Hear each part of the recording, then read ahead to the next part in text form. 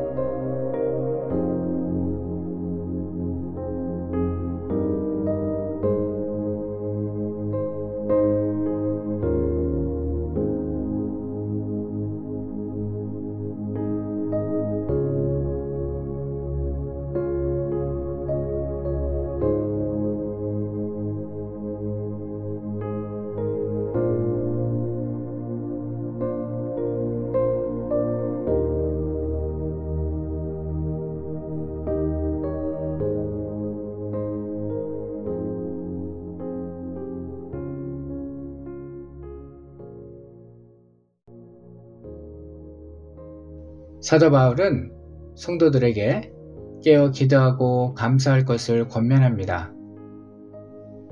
그러나 현실적으로 기도가 종종 막히고 감사보다는 불평이 앞설 때가 있습니다. 기도가 지속되지 못하고 감사가 흐려지는 이유는 무엇이며 기도를 방해하는 장애물을 어떻게 극복할 수 있을까요? 기도가 지속되지 않는 이유 중 하나는 영적 나태함과 생활의 분주함입니다. 겟세마네 동산에서 예수님께서 시험에 들지 않게 깨어 기도하라고 하셨지만 제자들은 졸음을 이기지 못했습니다. 이처럼 우리도 바쁜 일상 속에서 피로와 분주함으로 인해 기도를 미루거나 소홀히 하게 됩니다. 그리고 기도의 응답이 지연될 때 우리는 쉽게 낙심하고 불평하기도 합니다. 하나님께서는 우리의 기도를 듣고 계시지만 때로는 우리가 기대하는 방식과 다른 방법으로 응답하시거나 그 과정이 더딘 것처럼 보일 때가 있습니다. 이런 상황에서는 감사보다는 불만이 앞서고 하나님의 선하신 계획을 신뢰하기 어려워집니다.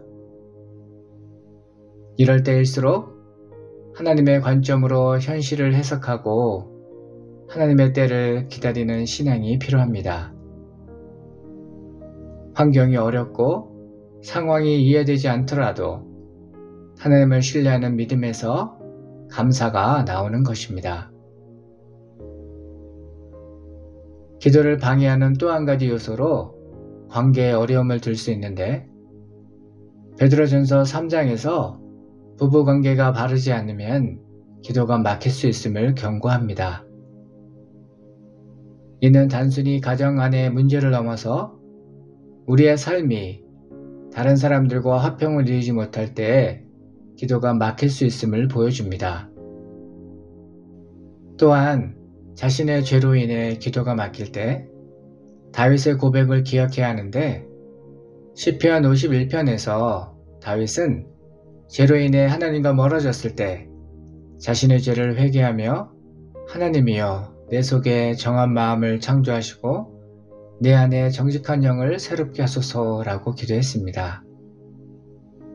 이처럼 죄를 회개할 때에 기도는 자연스럽게 회복될 줄 믿습니다. 기도를 멈추지 않고 감사하며 영적으로 깨어있는 삶 살아가는 저와 여러분 모두 되기를 주님의 이름으로 부탁드립니다.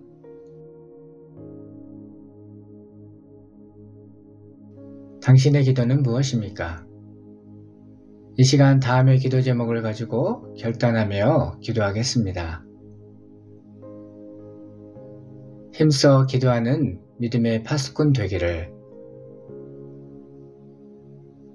영적 긴장감을 가지고 다시 오실 주님을 기다리며 정결한 삶 살아가기를. 구원의 감격을 늘 간직하며 복음의 증인으로 열매 맺는 삶 살기를.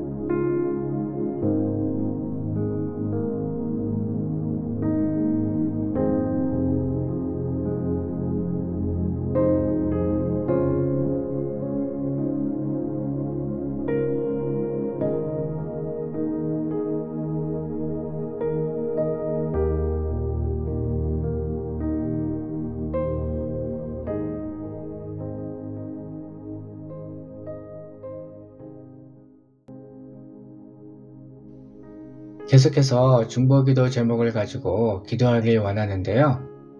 오늘은 하늘의 교회 목회자들을 위하여 중보하며 기도하겠습니다. 목회자들에게 날마다 성령의 기름 부음을 허락하시고 말씀의 권능이 더하시기를. 사모님과 자녀들, 가정 가운데 평안을 주시고 사역에 집중할 수 있는 환경과 여건이 허락되기를.